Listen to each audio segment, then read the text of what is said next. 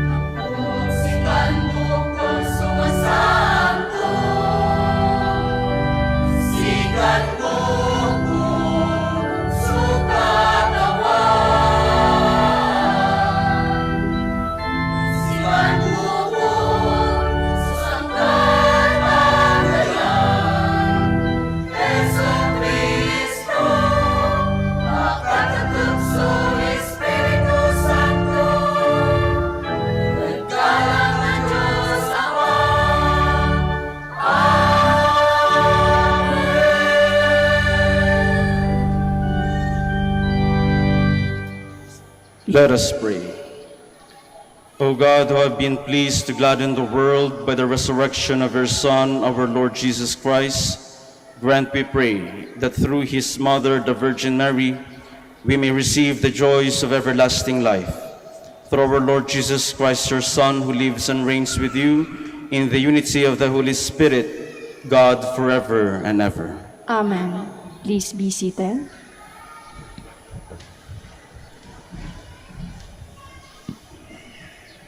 A reading from the Acts of the Apostles. Paul reached also Derbe and Lystra, where there was a disciple named Timothy, the son of a Jewish woman who was a believer. But his father was a Greek. The brothers in Lystra and Iconium spoke highly of him, and Paul wanted him to come along with him. On account of the Jews of that region, Paul had him circumcised, for they all knew that his father was a Greek. As they traveled from city to city, they handed on to the people for observance the decision reached by the apostles and presbyters in Jerusalem. Day after day, the churches grew stronger in faith and increased in number. They traveled through the Phrygian and Galatian territory because they had been prevented by the Holy Spirit from preaching the message in the province of Asia. When they came to Mysia, they tried to go into Bithynia, but the Spirit of Jesus did not allow them. So they crossed through Mysia and came down to Troas. During the night, Paul had a vision. A Macedonian stood before him and implored him with these words, "Come over to Macedonia and help us." When he had seen the vision, we sought passage to Macedonia at once, concluding that God had called us to proclaim the good news to them. The word of the Lord. Thanks be to God.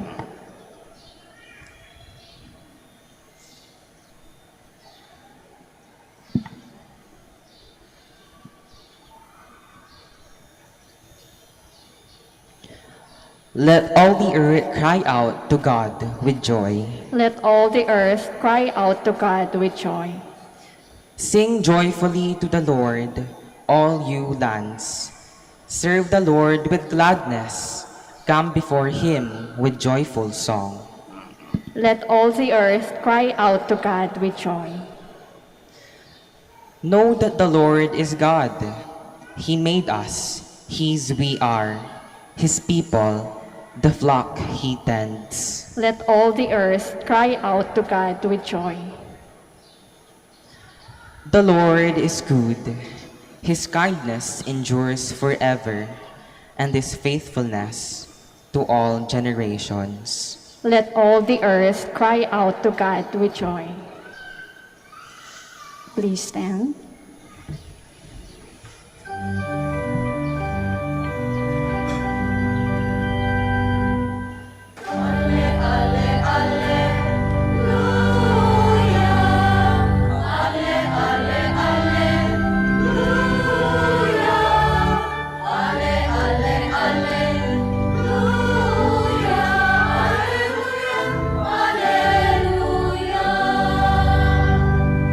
Ang salita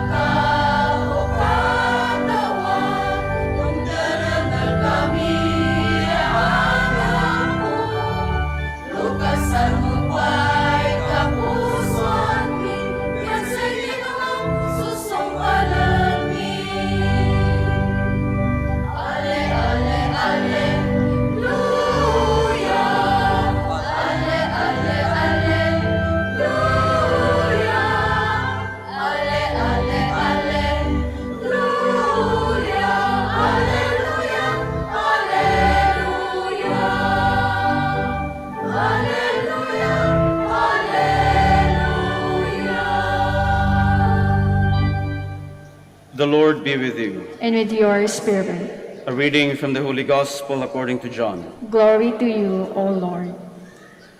Jesus said to his disciples, "If the world hates you, realize that it hated me first.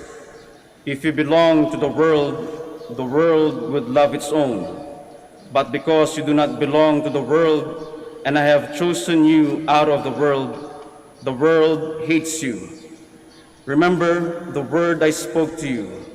No slave is greater than his master. If they persecuted me, they will also persecute you. If they kept my word, they will also keep yours. And they will do all these things to you on account of my name, because they do not know the one who sent me." The Gospel of the Lord. Praise to you, Lord Jesus Christ. Please be seated. Ngayong araw na to ang Misa de Gracia ng aming simbahan, St. Francis Hill de Federich Chaplaincy, na matatagpuan sa Lilimasan, San Carlos, Barangay Lilimasan, San Carlos City. Ang pagpunta namin dito sa araw na to ay maihahalin tulad ko po sa isang balikbayan. Ang analogy na balikbayan ay hindi to perfect description, pero more or less, nakakapture niya yung feeling ng isang balikbayan. Nakakapture niya kung ano ang ginagawa ng isang balikbayan. Bakit isang balikbayan ang aking napiling analogy? Ano ang meron sa isang balikbayan? Alam natin na ang isang balikbayan, before siya uuwi sa kanyang bayan, siya ay naghahanda. At ano ang feeling ng isang balikbayan? Ang feeling ng isang balikbayan ay excited. At ang pangalawang tanong, sino ang inuuwian niya? At ano ang ganyang ginagawa doon? Ang inuuwian ng isang balikbayan ay yung mga taong mahal niya sa kanyang buhay. At ano ang ginagawa niya pagdating niya doon sa kanyang bayan? Siya ay nakikipagkwentuhan, nakikipagkumustahan sa mga mahal niya sa buhay. At pagkatapos, siya na rin ay uuwi sa kanyang bagong bayan.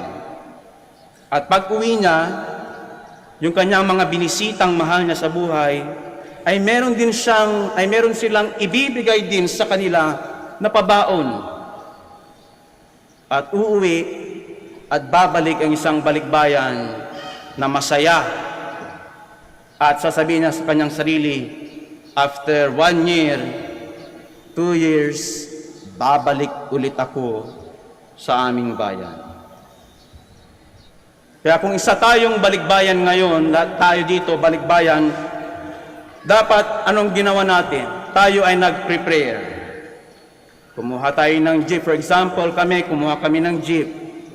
At ngayong nakauwi na tayo ngayon dito, ano ang pakiramdam ninyo? Dapat ikaw ay excited. Dapat ikaw ay masaya. Kami sa aming mga taga-Lilimasan or sa parokyang nasasakupan ng St. Francis Hill de Federich, masaya kami. Excited kami. Why? Dahil mahigit 2 years na hindi po kami nakapunta sa Manaoag. 2 years nang hindi po kami nakapag-Misa de Gracia dito sa Manaoag. That is why nung ako ay nagbook po dito at in-announce ko sa aking mga parokyano, tuwang-tuwa sila. Why? Dahil makikita ulit nila ang ating ina. Ako personally, masayang-masaya ako. Bakit? 8 years na po akong pare, first time ko lang magmimisa dito sa Manaoag. Bakit first time?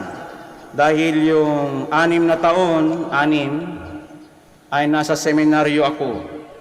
Laging celebrated masses lahat kapag nangmimisa kami dito sa Manaoag.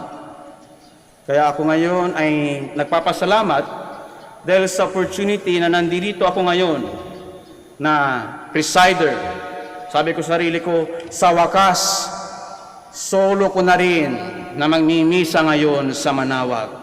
Kaya kung excited yung mga parokyano ko dito, napupunta dito, hindi nila alam na ako pala ay mas excited sa kanila. Ngayon, ibabalik ko po sa inyo yung mga tanong, yung tanong sa mga pilgrims na nandirito ngayon. Kayo po ba, excited ba kayo nung pumunta kayo dito? Masaya po ba kayo na nandirito ngayon kahit na malayo yung pinagparkingan ninyo, kahit na malayo yung nilakad nyo, kahit na matagal na kayong nakatayo dyan sa gilid ng simbahan at wala kayong maupuan, masaya pa rin ba kayo dahil nandito kayo ngayon sa Manaoag? Pangalawang tanong, ano ang binabalik-balikan natin dito? O kaya better yet, sino kaya ang binabalik-balikan natin dito sa Manaoag? Siguro hindi mga pare dito. Pero sigurado ako, ang binabalikan natin dito sa Manaoag, kahit na malayo yung pinanggalingan ng iba sa inyo, kahit na alam nyo na pagdating nyo dito sa Manaoag, wala kayong kasiguraduhan na may mauupuan kayo, pero okay lang, dahil ang binabalik-balikan nyo dito, ang pinupuntahan nyo dito, ay walang iba, kundi ang ating ina.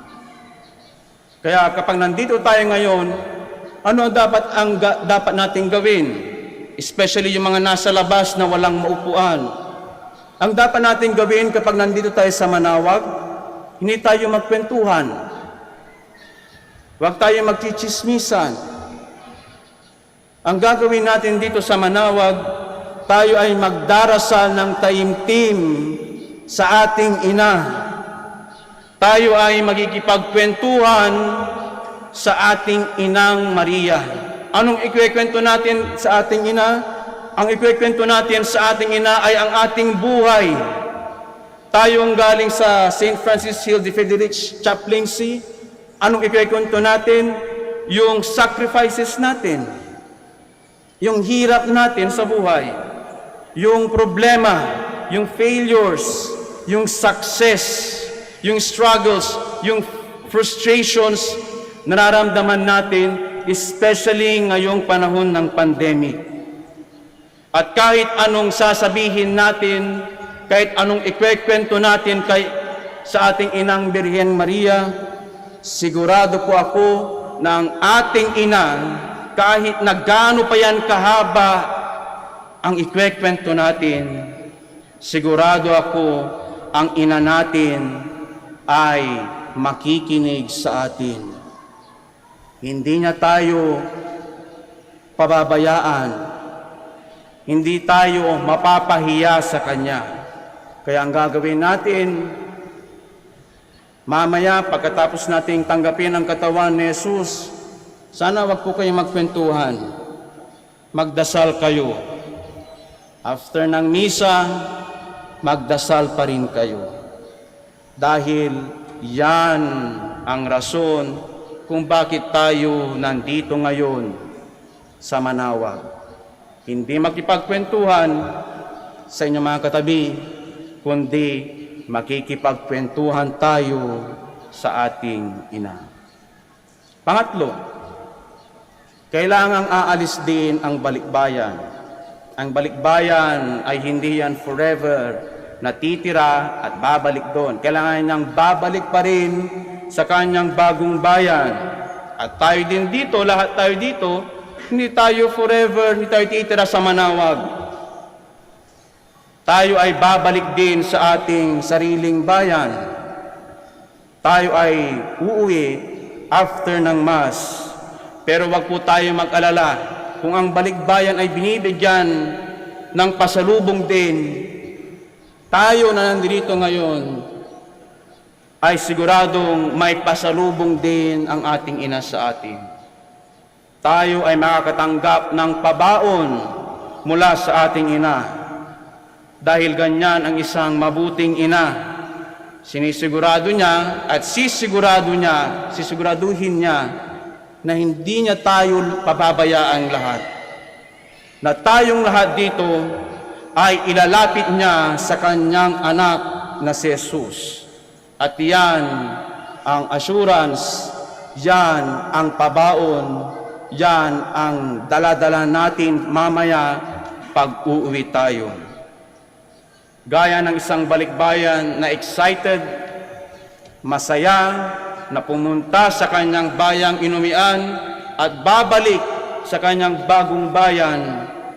Sana tayong lahat kung nandito ngayon ay ganun din. Excited na pumunta dito sa Manaoag, masaya na nandito ngayon sa Manaoag at lalong-lalo na feeling blessed mamaya pag-uwi natin sa sariling bayan. Our Lady of the Holy Rosary Manaoag, aming ina, salamat po sa inyo. Our Lady of the Holy Rosary Manaoag, pray for us. Please stand. We joyously praise the Lord who raised his Son from death and so assured us of eternal life. Let us ask the Lord's help in times of trial, and let your response be, Lord, hear our prayer. Lord, hear our prayer. That our pastors, especially the Pope and our bishops, may continue to nourish us with sound teachings. Let us pray to the Lord. Lord, hear our prayer. That those who are persecuted because of their belief in Jesus Christ may feel His sustaining power. Let us pray to the Lord. Lord, hear our prayer.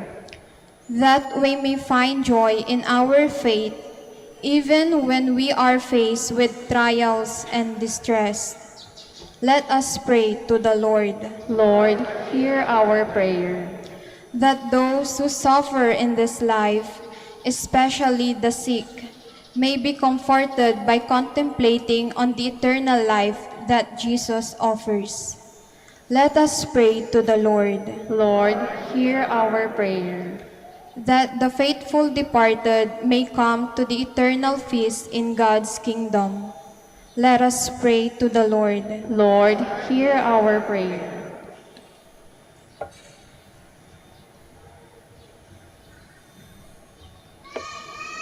God our Father, you have chosen us to share your kingdom forever. Grant us strength to bear our sufferings and hardships in the knowledge that we will be raised through Jesus' saving power. We ask this through Christ our Lord. Amen. Please be seated. Ia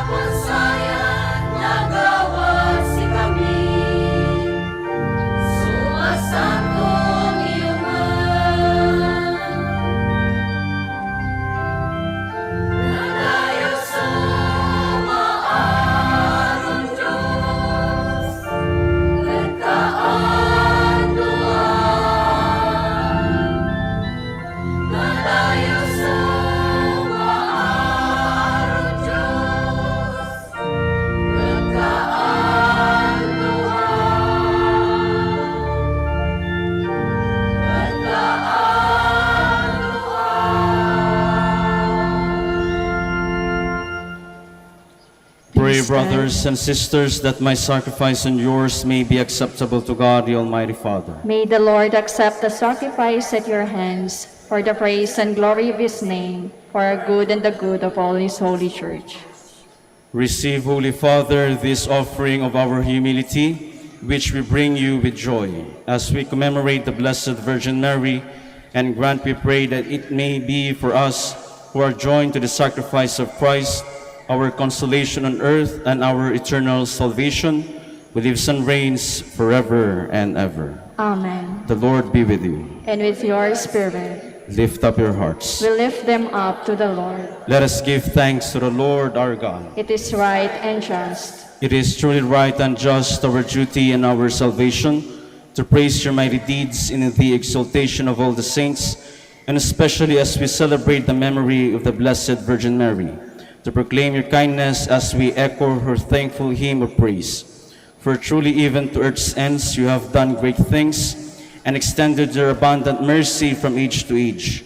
When you looked on the lowliness of your handmaid, you gave us through her, the author of our salvation, your Son, Jesus Christ, our Lord. Through him the host of angels adores your majesty and rejoices in your presence forever. May our voices, we pray, join with theirs in one chorus of exultant praise as we acclaim.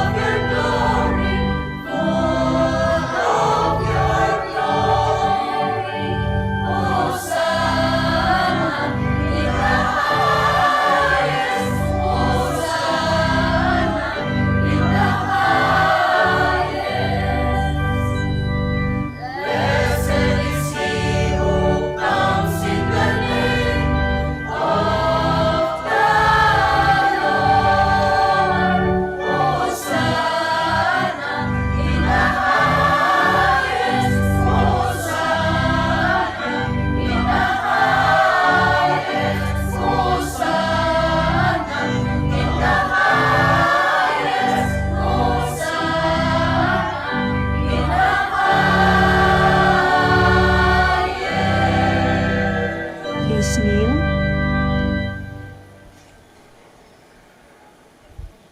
You are indeed holy, O Lord, the fount of all holiness. Make holy, therefore, these gifts, we pray, by sending down your Spirit upon them like the dewfall, so that they may become for us the body and blood of our Lord Jesus Christ. At the time he was betrayed and entered willingly into his passion, he took bread and giving thanks, broke it, and gave it to his disciples, saying, "Take this, all of you, and eat of it, for this is my body, which will be given up for you."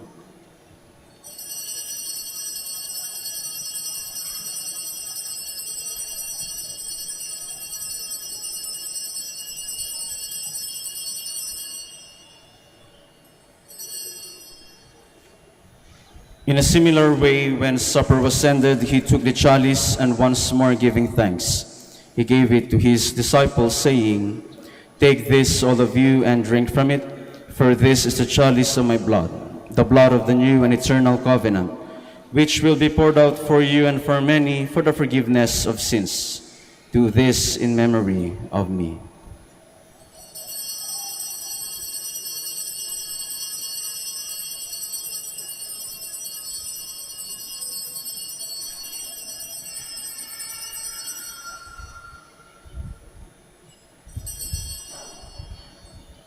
The mystery of faith.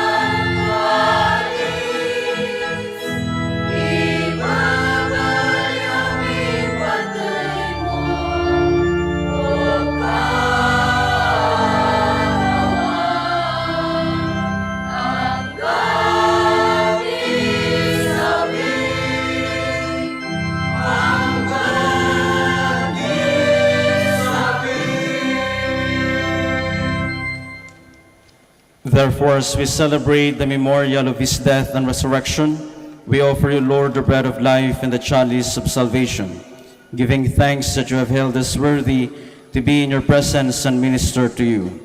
Humbly we pray that partaking of the body and blood of Christ, we may be gathered into one by the Holy Spirit. Remember, Lord, your church spread throughout the world, and bring her to the fullness of charity, together with Francis, our Pope, Socrates, our Bishop, Fidelis, Assistant Bishop, and all the clergy. Remember also our brothers and sisters who have fallen asleep in the hope of the resurrection, and all who have died in your mercy. Welcome them into the light of your face. Have mercy on us all, we pray, that with the Blessed Virgin Mary, Mother of God, with Blessed Joseph, her spouse, with the blessed apostles and all the saints who have pleased you throughout the ages, we may merit to be co-heirs to eternal life, and may praise and glorify you through your Son, Jesus Christ. Through him, and with him, and in him, O God, Almighty Father, in the unity of the Holy Spirit, all glory and honor is yours forever and ever.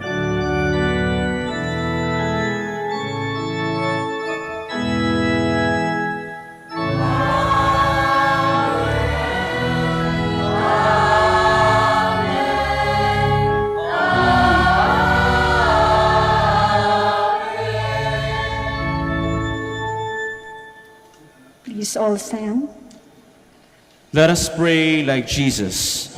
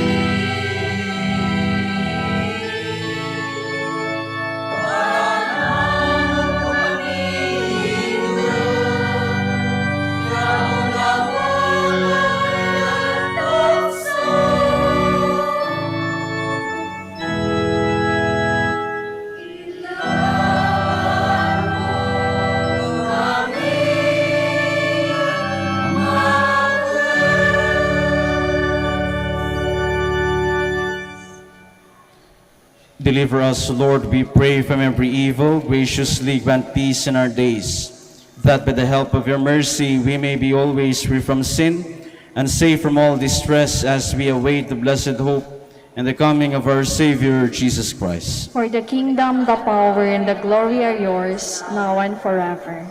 Lord Jesus Christ, who said to our apostles, "Peace I leave you, my peace I give you," look not on our sins, but on the faith of your church, and graciously grant her peace and unity in accordance with your will, who live and reign forever and ever. Amen. The peace of the Lord be with you always. And with your spirit. Let us offer each other the sign of peace.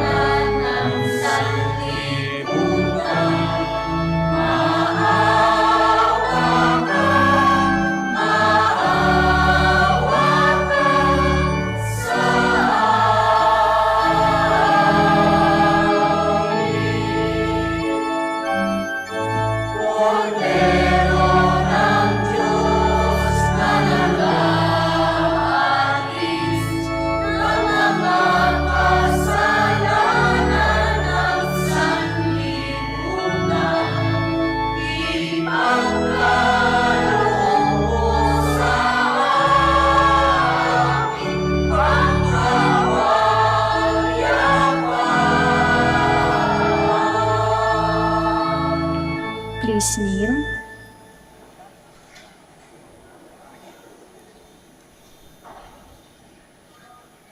Behold the Lamb of God. Behold him who takes away the sins of the world.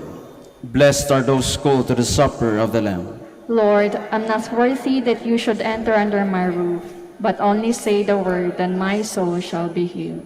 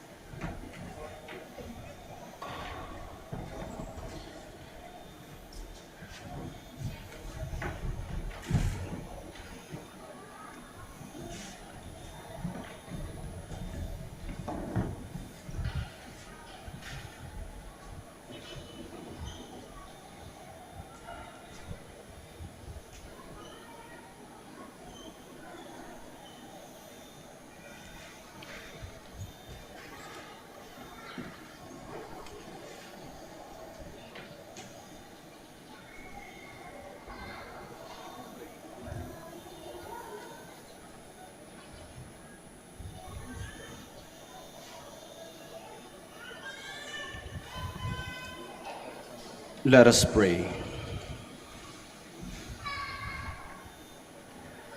Renewed by this Paschal sacrament, we pray, O Lord, that we who honor the memory of the mother of her Son may show forth in our mortal flesh the life of Jesus, who lives and reigns forever and ever. Amen.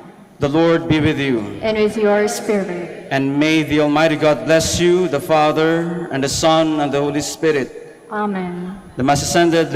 Let's go in peace. Thanks be to God.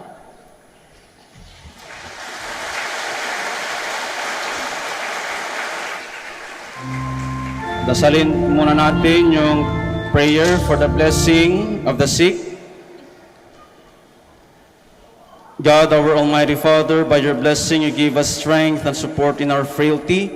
Turn with kindness toward our sick brothers and sisters. Free them from all illness and restore them to good health. Through the intercession of Our Lady of the Rosary of Manaoag, so that in the sure knowledge of your goodness they will gratefully bless your holy name.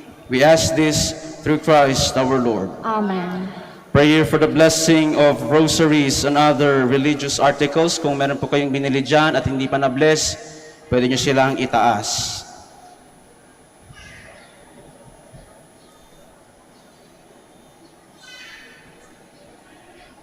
In memory of the mysteries of the life, death, and resurrection of our Lord Jesus Christ, and to the honor and glory of the Blessed Virgin Mary, Mother of Christ, Mother of the Church, Our Lady of the Rosary Manaoag, may these rosaries, images, candles, oil, and other religious articles be blessed and made holy in the name of the Father, and of the Son, and of the Holy Spirit. Amen.